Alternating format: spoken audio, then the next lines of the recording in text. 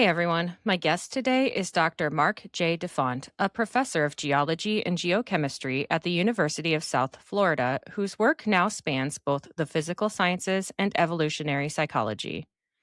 He's published in top journals, including Nature, and has received funding from organizations like the National Science Foundation and National Geographic. In recent years, he's turned his attention to how ideology is shaping research in psychology and gender studies, publishing peer-reviewed critiques of social constructionism, the gender pay gap, and the scientific foundations of modern feminism. He's also the author of the popular science book Voyage of Discovery, From the Big Bang to the Ice Age, and has appeared on shows like The Joe Rogan Experience and the Dinesh D'Souza podcast. Today, we're talking about what happens when activism collides with science and why evidence still matters. Welcome to the show, Marc. Thanks for having me. I want to thank you for being here today. And I was wondering if you could tell the audience a little bit about yourself and what you're working on. Okay. Many moons ago, I became a geochemist working mainly on volcanoes all over the world, collecting samples, and very exciting time. Really enjoy it. Even today, I get out. I've switched from geochemistry of volcanoes. I'm kind of now working on a comet strike that may have hit Earth about 12,500 years ago and initiated maybe even the demise of what we refer to as the megafauna, woolly mammoths and saber-tooth tigers and that sort of thing. So that's been very interesting. And then along about 1990, I read a book called The Moral Animal by Robert Wright and got very interested in evolutionary psychology. I was teaching a science honors course at the time, and I started using that book in there, and then I branched out and started teaching a full-blown evolutionary psychology course. And I started reading everything I could get my hands on, and recently I felt, confident enough over the last few years to start writing research articles on it. And that's what led me to contact you in the first place. So Yeah. I was just very interested in some of that stuff. And yeah, it was, I mean, I can understand the transition from one study to another. And yeah, I haven't heard very much about the comet. So can you tell us a little bit more about that? Yeah. Well, we don't know if it's a comet or meteorite or a strange comet chemically, but we're finding all kinds of evidence where this boundary occurs in the rock record at around 13,800 years ago or 12,800 years ago. We find sphericals, rounded sphericals. Well, they are rounded, and they have elements that we would find in comets and meteorites, like platinum, and we call them the PGEs, the platinum group elements, osmium, iridium. Usually most people don't hear those kinds of elements in everyday life because they're not found in great abundance on Earth. So they're high in extraterrestrial objects like comets and meteorites. And then we also find large carbon concentrations at the boundary. So it's believed that was due to massive fires on the planet Earth that may have been caused by this impact. We find these spherules, by the way, are probably melted, and that's what's caused them to be in the spherical shape that they're in. So the impact, the energy was so great that it melted the material. A combination of material from the comet / meteorite or terrestrial material. Am I getting too deep on this? No, I don't want to bore you. No. So, and then to go on from there, just about that time, we have the Clovis culture disappearing. Yeah. from planet Earth and the large megafauna. So maybe there's a relationship between the two. We don't know. It's very hard because there weren't a lot of humans around back then, and there weren't a lot of, we don't find a lot of sites containing megafauna. Hmm. So it's very hard. It's long been known, though, that the megafauna disappeared about 12,000 years ago. So it wouldn't be surprised. And this event, by the way, Yeah. is right on the boundary between what geologists call the Holocene from the Pleistocene. And Okay. so it's been known, the boundary's been known for a long time. And there was a gigantic climate change back then. So we think that was also generated by the impact of the comet.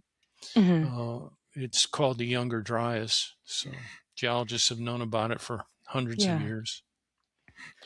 And do you think that massive impacts like this, do you think they almost um, kickstart a faster evolution? Do you think it I guess so if it's wiping things out, that makes room for what's left to kind of evolve in a bunch of different directions? Well, that's a great question. I think what you may be referring to, we did see, for example, at the end of the Cretaceous, when a Hmm. meteorite struck and probably killed off all the dinosaurs, Yeah. there was a rapid evolution of life because it went in to fulfill or fill all of those niche that were filled previously by the dinosaurs. So, for example, you had the mammals. They were Hmm. little tiny critters running around trying Yeah. not to get stepped on by dinosaurs. And then when the meteorite struck, it drastically changed everything, and the mammals then evolved into all those empty, uh, what we call environmental niches, Uh-huh. and so you get evolution taking place there. I'm not sure um, that though the one that we're talking about Hmm. occurred and was big enough to wipe out so much that there was evolution taking place. Yeah. It's very hard even to correlate this with the loss of the megafauna, but Yeah. it's been a goal. We don't see many megafauna, if any. Well, we do see some, but not much past. When you get into younger rocks, Hmm. past the younger Dryas boundary. Yeah. Yeah, it is interesting to think about just how different things were back then. Uh I, Well, it seems was like we just only 12,800 years ago. So, I'm glad I wasn't around then. yeah. If all of this happened. So Yeah. yeah, pretty exciting times for mammals. Yeah. Yes. So I see that you do gender research as Yes. well. Do you want to talk about that a little bit? Sure. Okay. Uh, can I give a little bit of background first on evolution and Absolutely. Yes. evolutionary psychology? Because I don't think your audience probably is that aware of evolution psychology. If what Yeah. I found on other podcasts is true, Yeah, um, please do. the when we talk about evolutionary psychology, we're talking about how humans evolved in hunter-gatherer society, and it's very Okay. different than what's happening today. The only difference is that we had at least 300,000 years of Homo sapiens and direct ancestors evolution in hunter-gatherer Mhm. society, whereas civilization is at best 10,000 years old. So anything that's happening today, it's going to take a long time for that to have an impact on the evolution of humans. Yeah. Not so with hunter-gatherer society. Let me give you some good examples. About oh gosh, somewhere between 4 and 7 million years ago, our human ancestors left the trees, and they began to walk upright. We have fossils that are around Mhm. 7 million years old of ancestors, hominids walking upright, Yeah. Yeah. and uh, so if you look back at the size of their brains, like for example Australopithecus, which existed about 4 million years ago, had a brain just a little bit larger than a chimpanzee. In fact, it's thought to be maybe the connection between humans and chimpanzees. That is what people call, our ancestors of both groups. So Yeah. that creature evolved incredibly fast in terms of brain development. To us. So we went from Australopithecus to Homo sapiens in 4 million years, and brains went from chimpanzee size or a little bit bigger to us, which is, evolutionary speaking and geological age-wise, that's just incredibly fast. And Yeah. no one really knows for sure what caused that. Probably life on the savannah, where we left the trees and started having to hunt on the savannah. Maybe related to language and the development of language, and maybe have some impact on being able to detect games people play and the lies they tell. So all that went into probably the development of our large brains. But Yeah. as soon as it did, boy, it really snowballed, and we have the large brains, thank God, today, that we do have. Yeah. And what this did was, when you have a large brain, women cannot deliver babies to full maturity. So you have then the fetus coming out at only 25% of the development of the brain, Yeah. which is huge, because when that baby comes out, it is completely helpless. Anybody that's had children knows about that. And it requires the full, you know, everything that a mother can do to help it is required. And in addition, it probably needs, particularly in hunter-gatherer society, it probably needs a lot of support from the father. And so Yeah. that's what we think happened, was that women started looking for help from the men. This is rather unusual in species, where the male donates more than sperm and then moves Yeah. on. Usually it's that way. But in humans, you see that women are looking for this male parental investment. And if a male gives that, then they give access sexually. And this has a big impact on behavior of men and women. And it also emphasizes what women are looking for.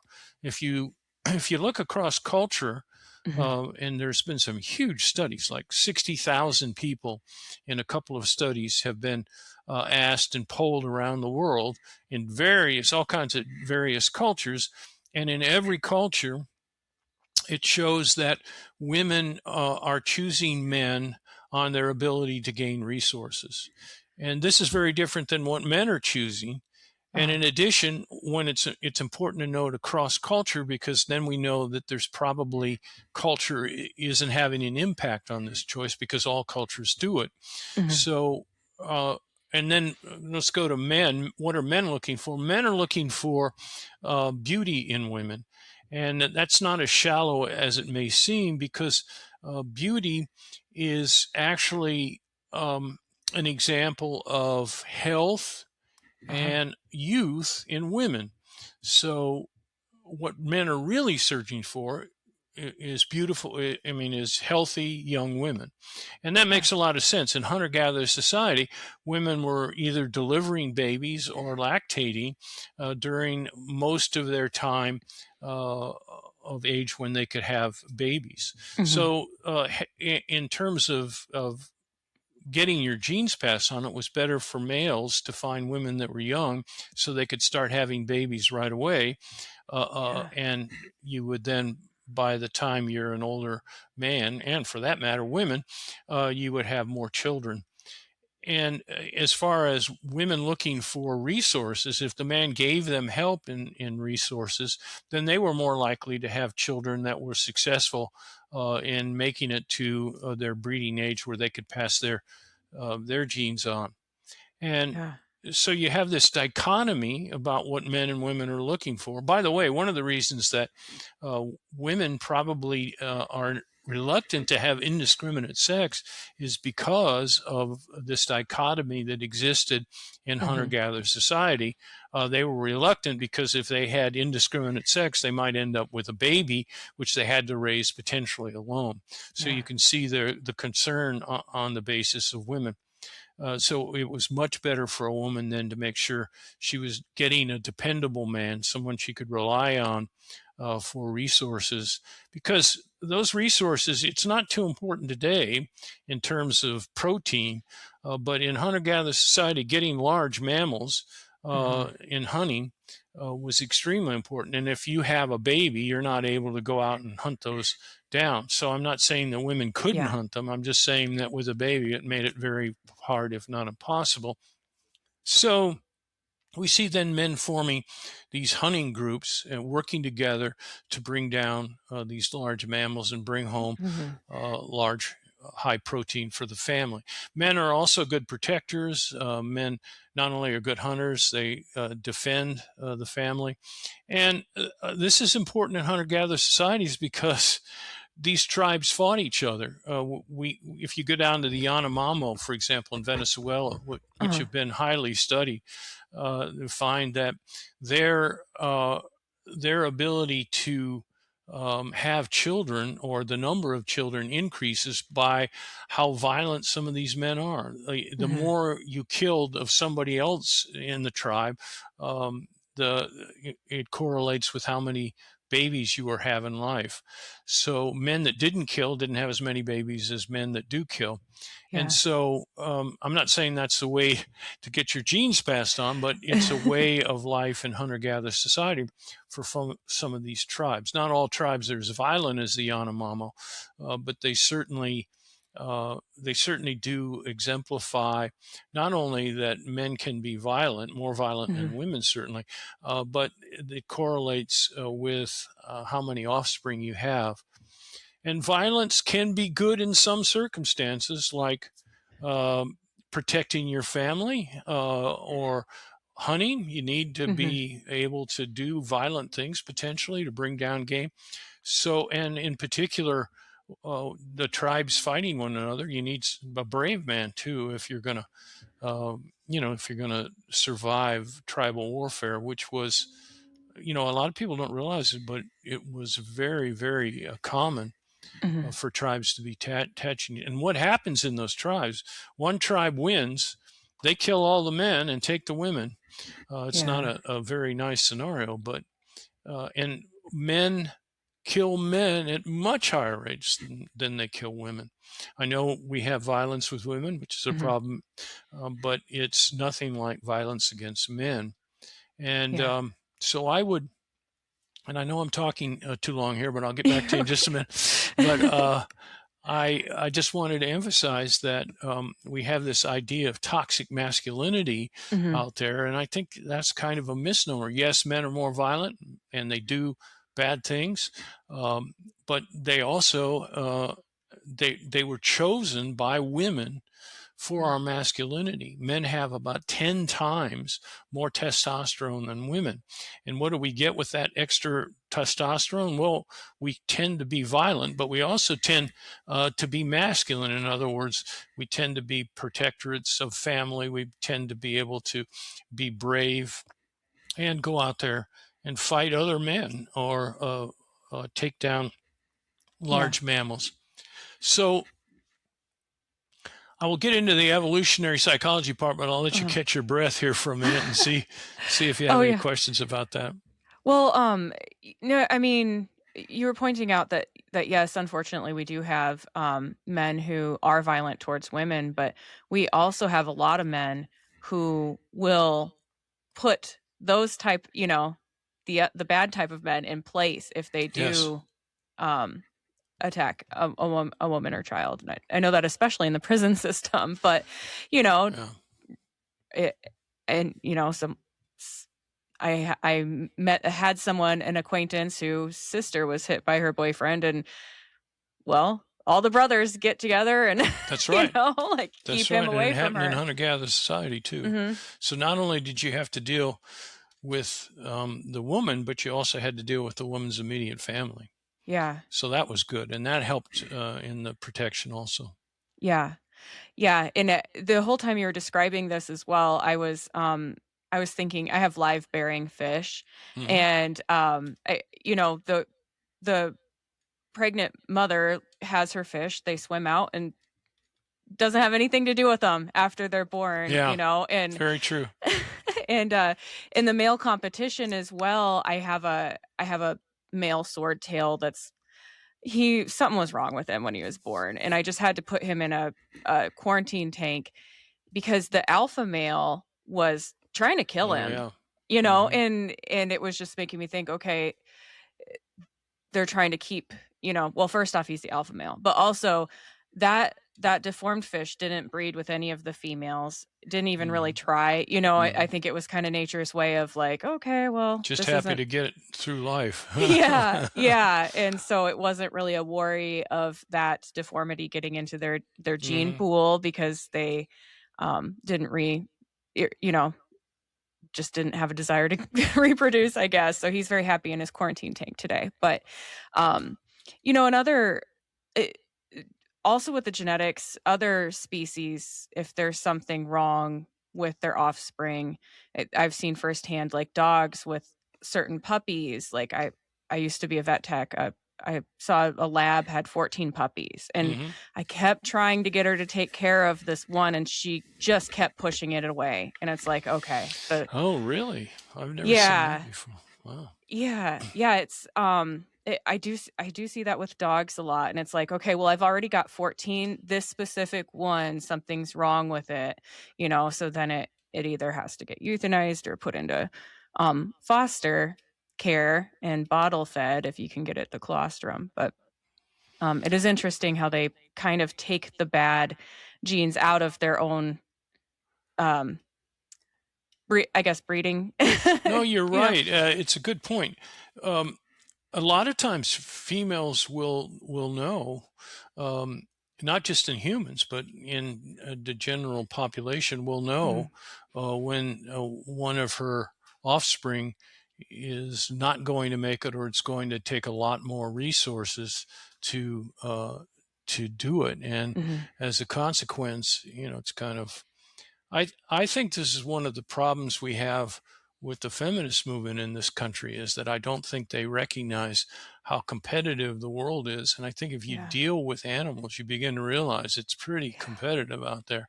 And females have to be worrying about how they're going to distribute their limited resources, at least limited in terms of what existed for us in hunter-gatherer society, or for an animal for that matter. Mhm. And I would also like to just touch on this. That is, Yeah. that you brought up sexual selection, Mhm. which is something that Darwin realized way back in the 1800s when he did his research. And that was that we have both natural selection, which, Mhm. is the old deer, for example, gets eaten by the predators because it can't run as fast as the younger Yeah. deer. So it's a way of culling the herds. Yeah. But there is sexual selection too, where males and females choose differently. For example, the red cardinal, it's always an example I use in my classes, where a red cardinal is kind of a Yeah. bad way to be when you're thinking about predators because you stand out if you're red. Mhm. But it also is true that that's what attracts female cardinals. Yeah. So the male is willing to risk to get the attraction of females, Yeah. and it's the female that actually makes him red. So females, for whatever reason, started selecting males that were red, and that was a sign of health in the male, and so they kept selecting for it. You forcing the bird to make this color in its feathers, which Mhm. takes a lot more energy, which then is a sign of how healthy they are. Yeah. And we see the same thing in female choice. Females are choosing males on many bases, one of them being their ability to bring home the bacon, but also on their strength, their power.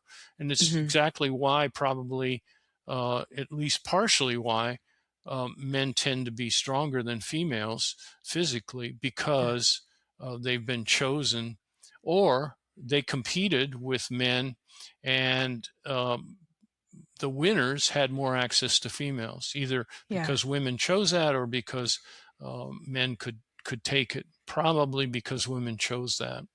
We're 1.15 times larger than women. But if you take the male gorilla, they're drastically larger, like 2 times larger than females. And what happens in that sexual selection is Uh-huh. that the males beat the crap out of all the other males, Yeah. and then they have full access to all the females, and the losers go home and try, next time Yeah.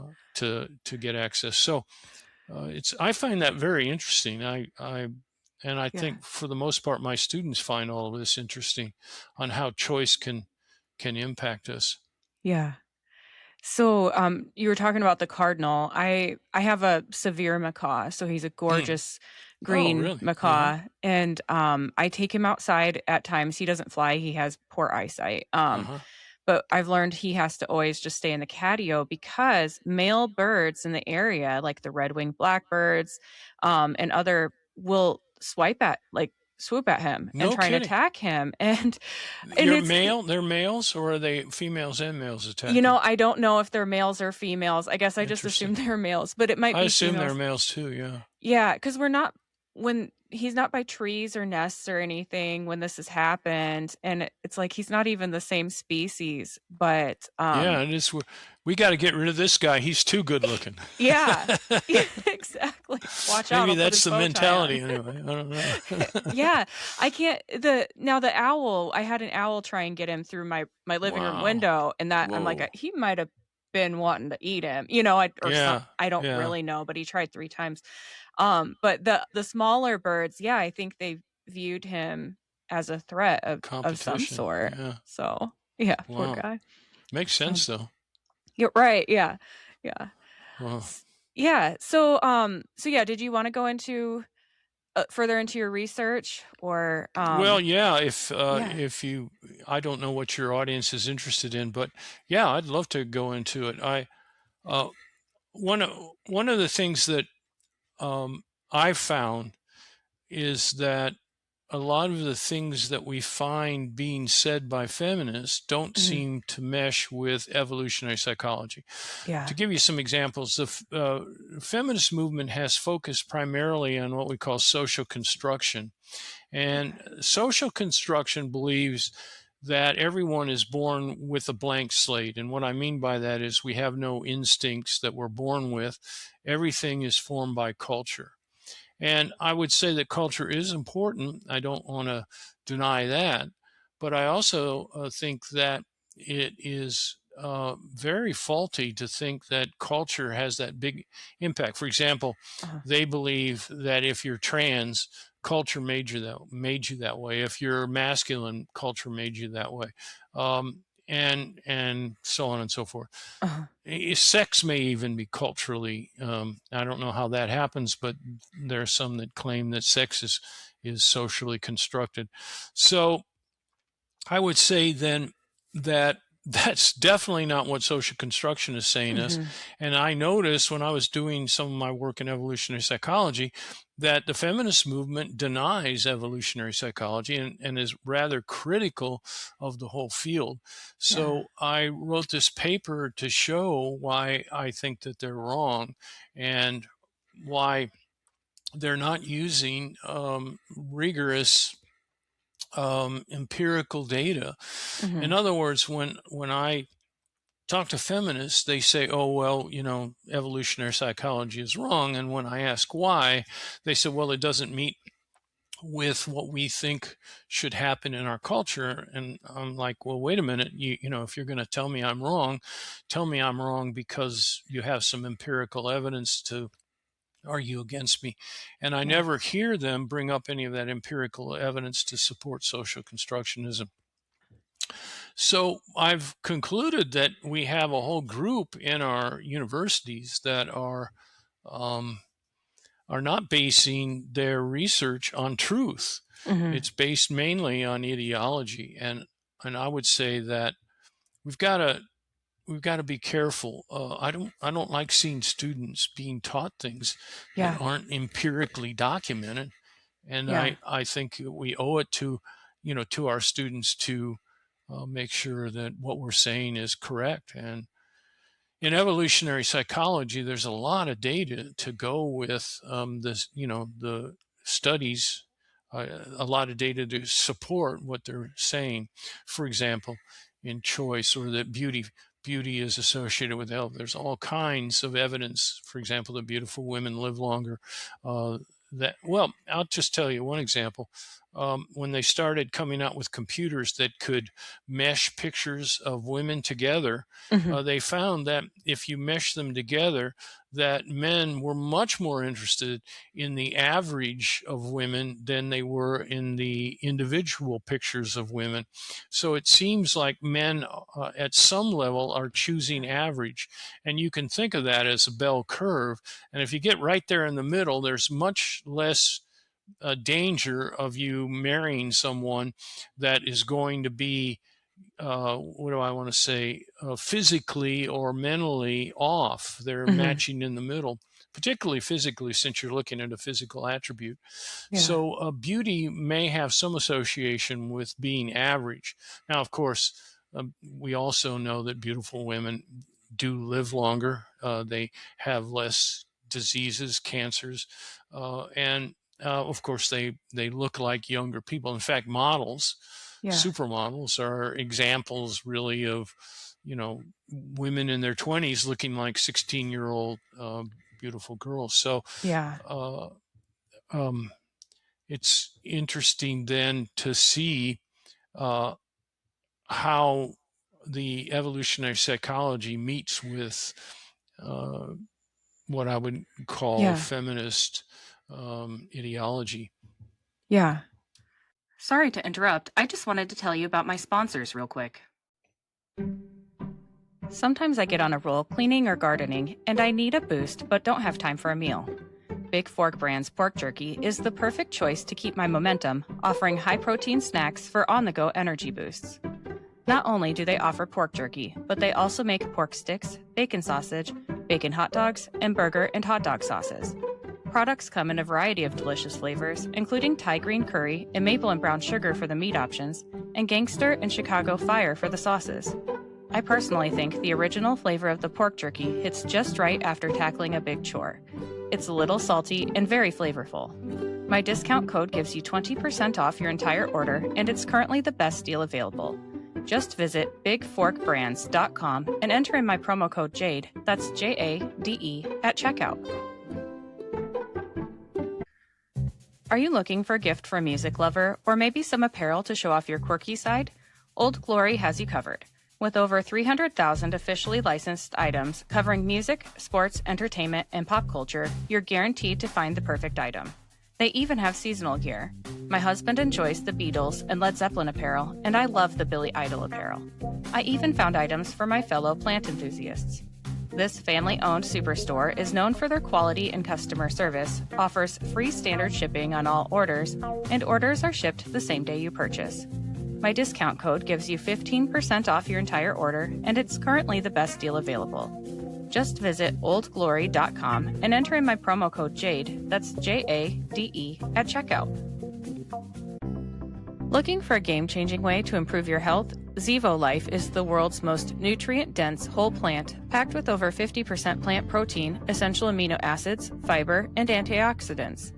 Harnessing the best nature has to offer, Zevo Life nourishes your body while driving your performance, vitality, and overall well-being. Each serving is a concentrated source of clean, well-balanced nutrition designed to support modern lifestyles, and just 1 teaspoon a day supports your gut, boosts energy, and promotes healthier skin and hair. It's no wonder that it's receiving rave 5-star reviews. Step into a healthier future with a 30% discount and a 30-day risk-free guarantee by visiting zivo.life and using my promo code. To support my show and to receive 30% off your entire order, enter in my promo code JADE, that's JADE, at checkout. So I almost feel as though there's a movement to go against biology. Like suddenly it's a bad thing to try to be to try to be healthy or in shape, or um, I guess what else was it? You know, I think you're right. yeah, it's like, or it's almost bad to have competition or to fight for more. And I just don't understand it. And and when I was in school, so I'm kind of talking about two different topics. You can pick which one you No, want that's to right. bounce off of, but when I was in school and in biology, I had a professor that I did 3 semesters of research with, and it was starting to become the we need to accept two genders era, and I just I know that was bothersome for a You lot of the mean accept biology. more than two genders?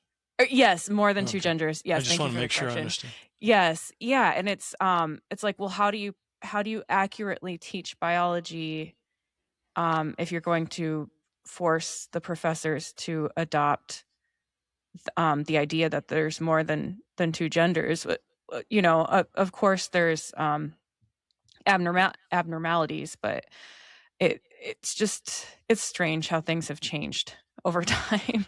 Yeah, well, I would emphasize that uh, biologically speaking, we define men and women, on the basis of their genitals that they're Mhm, born with. And if you look at statistics, there's not very much in between those mhm, two, like you mentioned. And as a matter of fact, well, one feminist suggested there was I think she said there was as many as 2.5% people in between, which still isn't very many when you consider how many people there are out there. But um, I've seen another one done by a biologist, which was down around 0.16% of people in between the binary of male and female. mhm. So, if that number is real, gosh, it's very, very rare to see somebody Yeah, with genetic diseases, which is forcing them in between the binaries. And that's the very definition of binary being male and female, where yeah. you have very little in between. Certainly, um, there's some fluidity in our sexual attractions, Mhm, but not so much that my argument is, look, we're masculine and feminine to attract the opposite sex. mhm. I won't say that all women are attracted to masculine men, and I won't say all men are attracted to feminine women, but certainly that has an impact on who we choose to partner with. And if you don't have something that attracts you to the opposite sex, then it would certainly harm our ability to reproduce. So I would argue that masculine and feminine are traits that men and women have chosen over the history of hunter gatherer society and even further back in our ancestors to produce this dichotomy. So Mhm. it is biological. And in fact, masculine and feminine have different brain structures to a certain extent. Definitely, men and women have slightly different brains. I mean, I don't mean to say that it's hugely different. I don't mean to say Yeah. that men and women vary in their IQ. They don't. And as there are differences between men and women, Mhm. but those are, like, for example, men are much better at hitting targets. You would expect that since we evolved in hunter gatherer society where men had to go out and hunt. Yeah.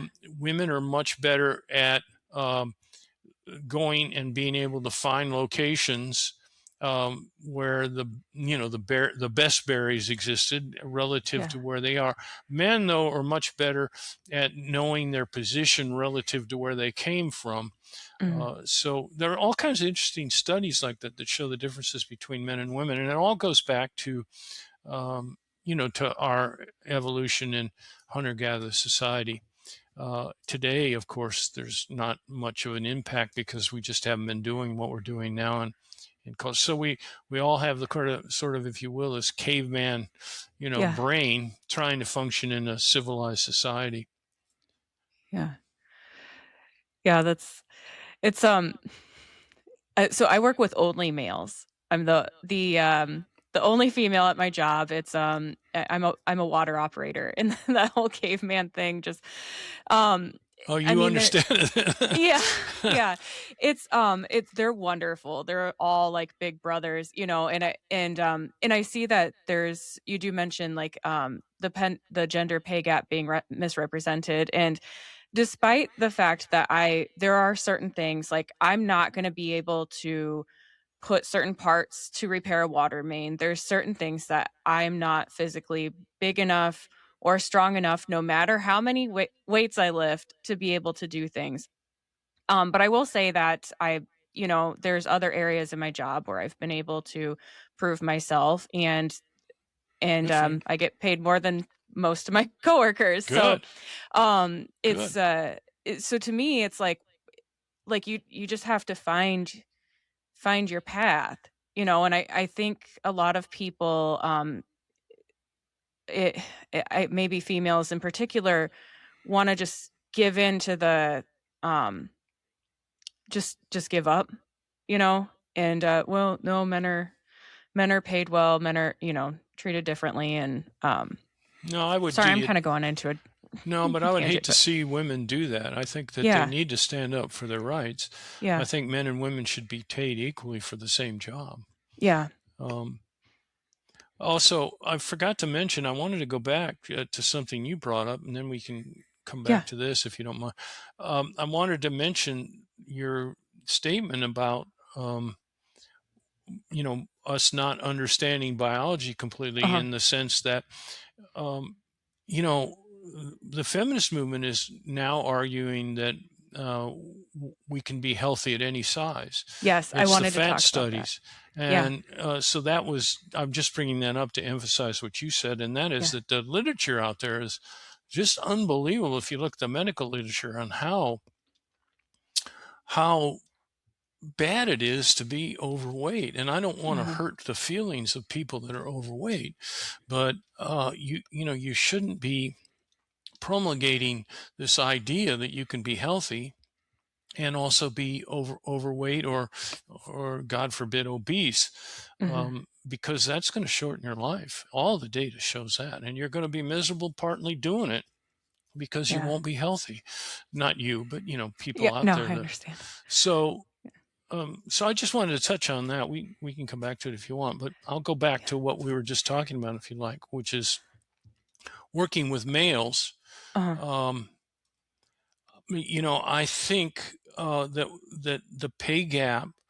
The reason I was attacking the pay gap uh-huh, is that I think a lot of feminists keep suggesting that the patriarchy is this thing where men get together and try to figure out how to suppress women.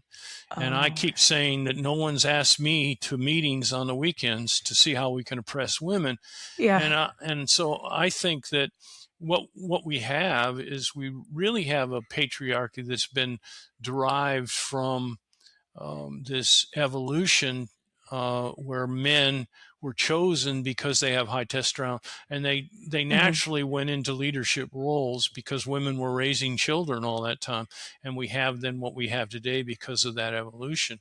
yeah, But we definitely don't. Um, I don't see. I think there is some discrimination, but I don't see a mhm, major history of it. I don't see it. yeah, Um, and so I would say that the kind of patriarchy we have is an evolutionary patriarchy. If you look at the research done by uh-huh, mostly female economists have gotten into this field. There's some men, but not many. And one of them won a Nobel Prize for her work on the gender pay gap, and that's nice, Claudia Golden at Harvard. And she's very clear about it that the gender pay gap exists because of female choice. That is, that they are deciding to get into fields which give them a lot of flexibility. They don't have to uh-huh, work 80 hours a week, or they can, take time off to stay at home and raise children. And that ends up affecting their life history of payment.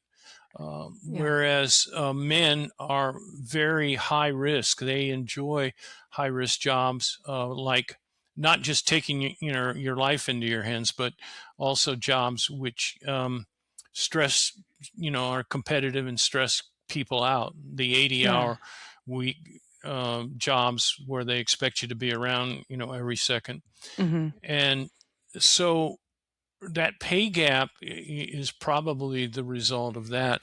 In cases, though, where we have men and women doing the same job, men and women are pretty much paid the same, Yeah.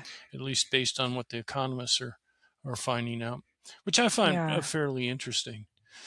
So I think that the feminists have misused that to some extent intentionally. Uh, If they went and looked at the literature, they'd find that it's not due to men oppressing women or subjugating women or even discriminating against women very much. It has to do with uh, the amount of work that women and men put into the yeah. labor. Yeah. I mean, I could go to a different department where the females in our company do work for much better hours, but it's going to be a lot less pay. Sure. So I mean, I feel like that's a perfect example of If you won't mind me asking, that. do you have children? No. No. No. That's great. You can, you don't have to make that decision about. It's not Yeah. great necessarily you don't have children, but it's great that you're young and you can go in and, Yeah. and not have children to worry about. So that's Yeah. great. Yeah, I got married for the first time at 36, so Oh, it wow. just Okay. wasn't really ever on. Same with my husband, so it wasn't really on our That's radar. nice. So, yeah. Well, Yeah. yeah. 36. You don't look that old. So Thank you.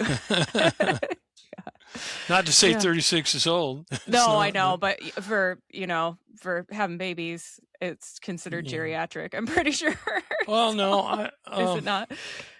Or is it no, 40? not really. My wife had our third child, I think, when she was around 35 or 36. Really? Yeah. Yeah. Yeah. Yeah, I think the closer you get to 40, you might have to worry about it. But that's what I thought was, yeah. yeah, there.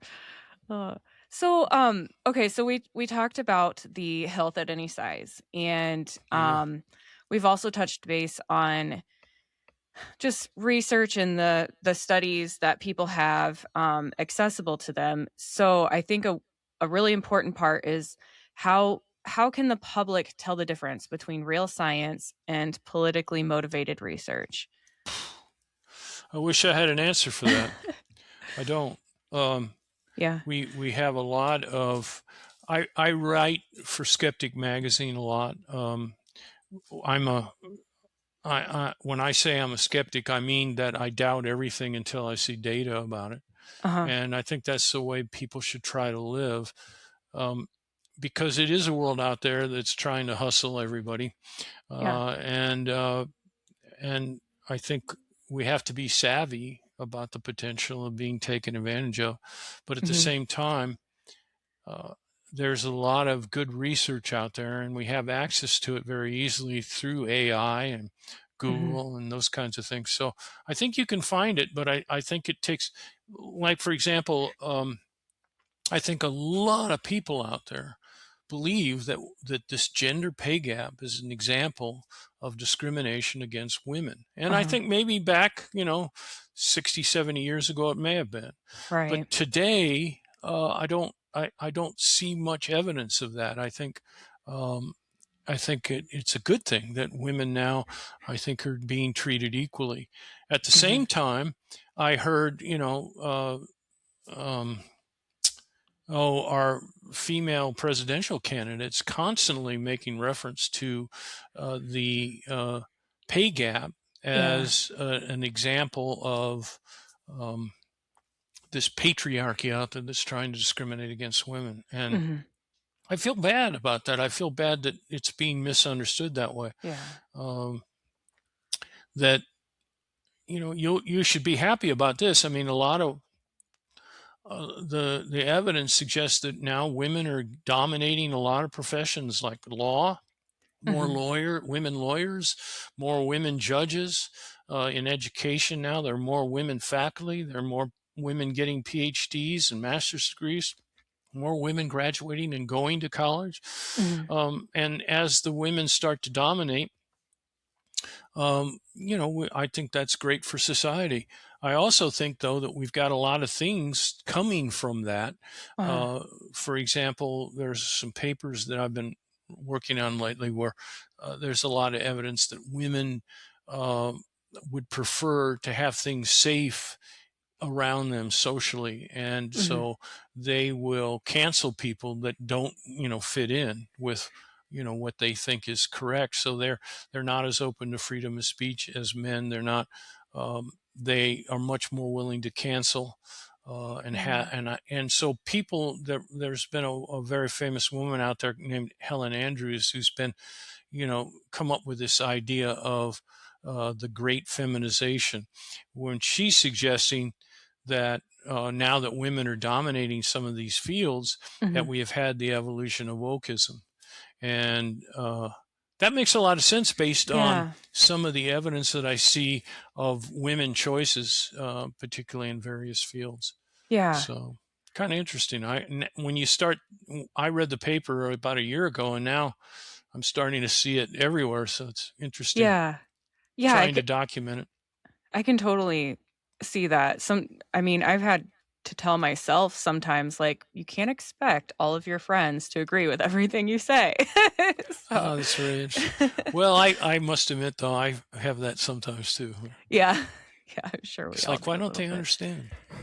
I guess ultimately, um, the the patriarchy and what women want Mhm. are very interesting, because I think this idea that women are choosing a great extent should empower women, Mhm. not make them feel like evolutionary psychology is bad news. Um, and women can start choosing differently now. If they don't want masculine Mhm. men, they can start choosing feminine men or somewhere in between.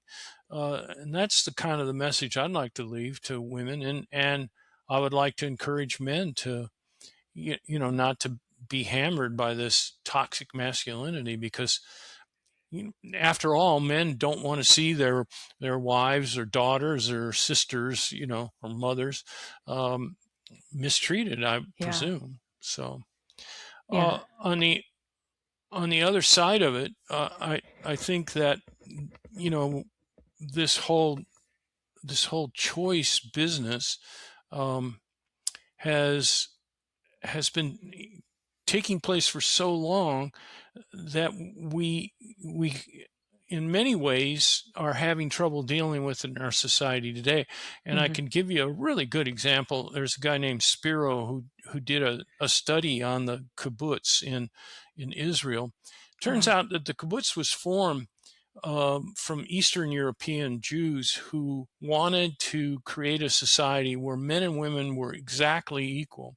And Uh-huh. so they formed these kibbutz in Israel to do that in the early 1900s. And what they had some very interesting rules. They said that all women had to work with the men in the fields, because it was primarily Mhm. an agricultural society, and that the children would be raised by the community. And so they didn't have, in fact, they discouraged mothers trying to focus on their own children.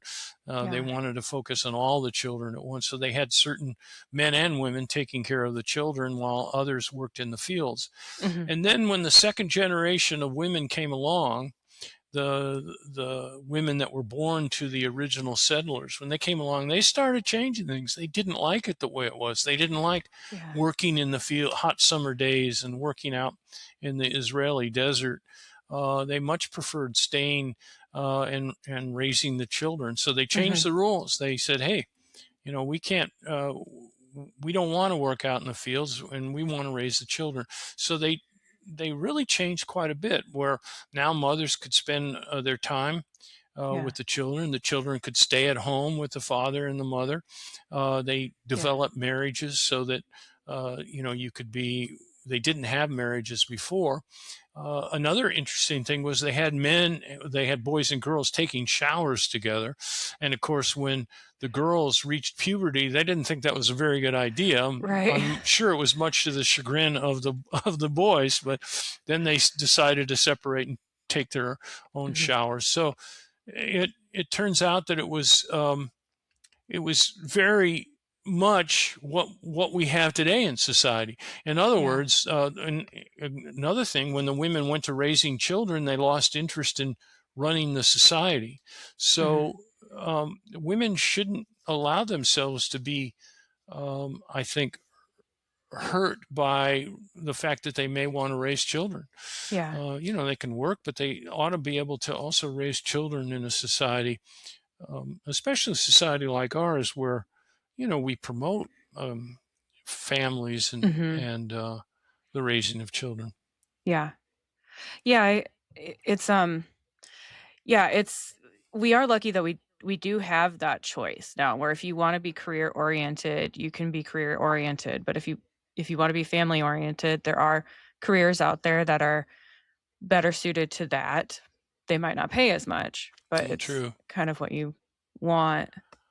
Well, But you bring up a good point. A lot of women gravitate towards teaching. They mhm. gravitate towards social studies. They graduate towards things like medicine, nursing, Yeah. teaching, social workers.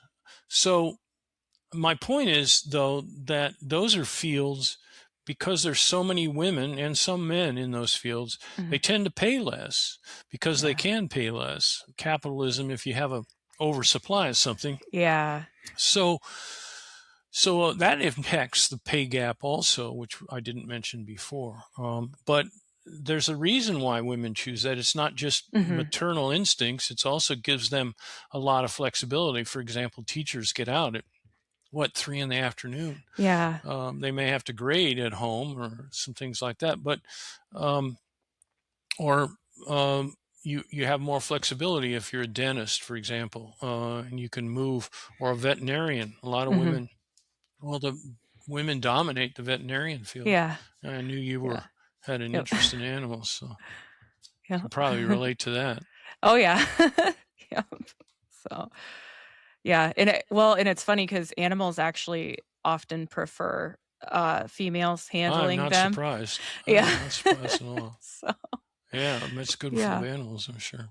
So, when we were talking about, real science and politically motivated research, I've noticed that especially in the health field, but, also other fields, if it's a big, long article telling you, you should do these things, and the end result is they're pushing a product, Oh then I yeah, don't trust that, and then yeah, really. yeah, and then, with is because we were just talking about, veterinary medicine, a lot of these animal food studies are funded by companies like Purina, etcetera, and so it's very difficult to find research that doesn't have other motives in it to find like the best pet food or any product. You have to see who's funding that research because I feel like that kind of taints the No, I couldn't results agree of the with you research. more. Yeah. I think I have a big problem too with Johnson and Johnson and some of these big medical outfits that they fund these studies themselves a lot of Mhm. times, and they keep their fingers in it, and that messes up the data. So I'm Yeah. always skeptical. We've had too many bad things. Maybe it's because I read a book on Johnson and Johnson recently, but Yeah. boy, they with their Tylenol, and Mhm. don't get me started on I that. know. Yeah. Yeah, that's another No kidding. whole other thing. So, um, all right. So, what all is on your website?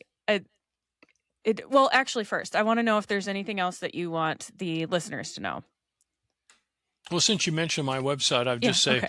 if they're interested in any of this stuff, my website, I have my papers up there. I just wrote a paper Uh-huh. on social constructionism, um, so or critical of social constructionism, and that came out in Human Nature.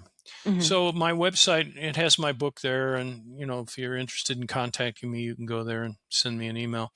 Yeah. It's Marc Marc Defant Defant.com. Perfect. Yeah. Yeah, I saw that some of your where are some of your papers published at? Because I don't want to get them Well, wrong. this But one that's critical of feminism is published in Sexuality and Culture, which is a journal. okay. The most recent one was Human Nature. Uh-huh. That's on social constructionism. I have a paper out on why we shouldn't be, um, this big movement to take children and convert them to the opposite sex, Hmm. and doing um, the horrid things that some people are doing are just wrong, because young children in particular don't know how they're going to turn out. They may feel like they're the opposite sex that they were born as now, Uh-huh. but it may change as they get older. And many cases have been that way. A woman just won a lawsuit against, Yeah. um, I think it was a medical clinic in New York that Okay. operated on her and cut off her breasts, and now you can't change that back. So Yeah. uh, my argument is that children are too young, and I say children when you're doing 12, 13-year old, 14, even in my Hmm. opinion, even after puberty we should be careful, because I don't think you can know completely what you want to be when you're Yeah. even in your teens. Yeah. So yeah, I think we need to be careful. Anyway, that was a paper that Yeah. was published in what was it, marriage and sexuality. I'd have to look it up. Okay. I don't remember. Okay. It's been about a year since it came out. Yeah. Yeah, not to keep you on the recording, but Oh no, that's all right. I think about this a lot with transitioning children. I was a tomboy. And most days of the week I don't wear makeup. I used to wear boy clothes forever. And when I listen to detransitioners speak about what led them to transition in the first place, a lot of it is pressure to do so, and Oh not gosh. feeling comfortable in their body. Like, a lot of the females Uh-huh. were overweight and uncomfortable with how they looked, and it's very frustrating that instead of whichever doctors they're seeing, or whoever it is, psychologists, instead of encouraging them to maybe be healthier, make some healthier choices, to make themselves more comfortable in their own body, they're just saying, "Oh no, you don't need to lose weight. Just transition to a male Oh my if that's what gosh. it's." And and there are real people out there talking about those exact things. So I think that, and I'm not saying that's every case, of course, No, of but course not. it's I do think that it's something that needs to be talked about more often and respected, as far as what goes into the psychology and just the biology of it, instead of viewing it all through a lens of, oh, this person hates the trans community, Well, I worry about this because the many feminists believe that men and women are equal, and then you can switch back and forth. That female and male are, this thing that you can. And I would argue that that is just not true. That we Yeah. are our biology, and that we have to really be careful, because a lot of people are getting hurt by this. Mhm. Not to mention the fact that men now are in sports, and Yeah. I'm very Yeah. disturbed by the fact that a lot of feminists have not stood up and raised hell about this. I think it's because they really believe that men and women are the same, and Yeah. so therefore, if they stand up against this, they'll be going against what they firmly believe. But if you look at hormones, if you look at the brain development and differences, men and Mhm. women really are different. Yeah. Not so much that we can't talk to each other, but certainly um, different in how we see the world, even. Yeah. Yeah, as someone who works with all men in a physical, um, workspace, I can tell you I greatly appreciate the differences between men and women. Like, I'm happy to have these strong people. People, I don't want to compliment them too much. Yeah, give them big 'Cause heads. yeah, but I do always find myself very appreciative of the differences that we have, because of course there's other things that I excel in, where it's like, all right guys, Of let's get course. it together. Yeah, that's right. It's the firsthand experience really shows, a great perspective.